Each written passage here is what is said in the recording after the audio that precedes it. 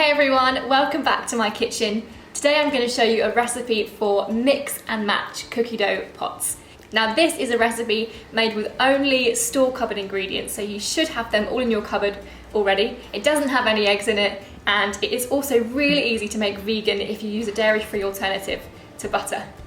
Now these are all the ingredients that you're going to need. We have got some soft light brown sugar, which I would really recommend using for this recipe. You can use caster if you've got it, but you get that caramelly flavour when you use brown sugar.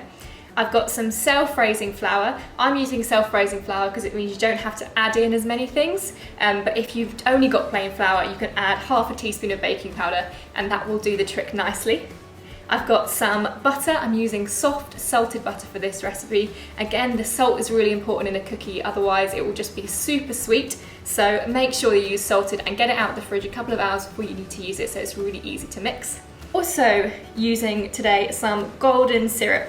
Now this is really key in this recipe. Honey or corn syrup would work as well, but because it is the egg replacer. So this is what binds the dough together and makes it kind of hold as one once it's baked. You can also use an egg if you like, but another benefit of using a syrup is that it means you can eat the dough to your heart's content without worrying about getting ill. Now the last ingredient is some vanilla extract. Now this will add heaps of flavour to your dough, so I'd really recommend using some of this if you've got some. So I'm going to start by mixing together the butter and the sugar. So we want to take our soft light brown sugar, and then I'm using a wooden spoon, and we just want to tip that into the bowl. And then I've got my soft butter, and it's so important that this is soft, otherwise you'll find it really hard to mix it together. So let's pop that in.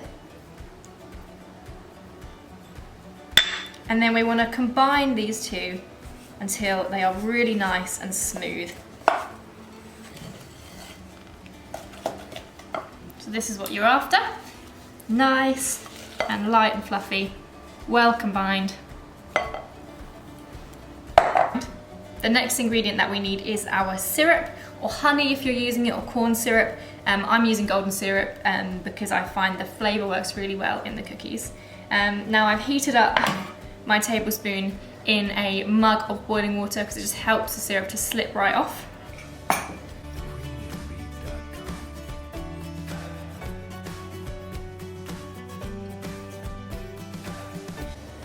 Now we're going to be using our vanilla extract. So I would like 1 teaspoon.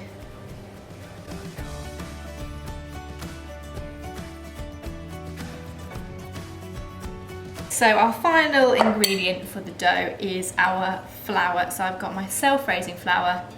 Now this is going to go in, and we're going to stir this together until it forms a nice dough.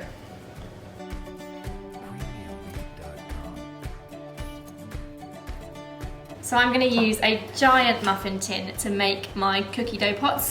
Ramekins also work really well, but this works if everyone is going to have dessert at the same time and can just dive in to your tin.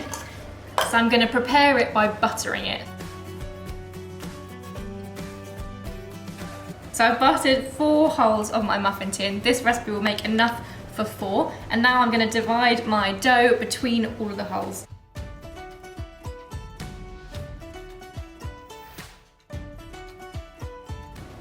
So I'm going to do half of my cookies with white chocolate and raspberry, and the other half I'm going to do with a little bit of sea salt and dark chocolate. Now you mix in all the ingredients at this stage, so different people can have different things. You can have it plain if you like it like that, or you can add in whatever you fancy. So I'm going to add the chocolate chips to these two, just a few in each one.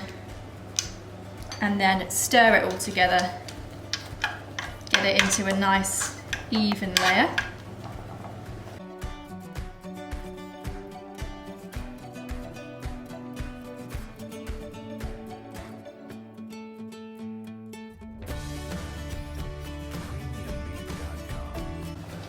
And then a little sprinkle of sea salt across the top because it brings out the flavour of chocolate. So now I'm going to put these into the oven. They take about 8 to 10 minutes to cook through.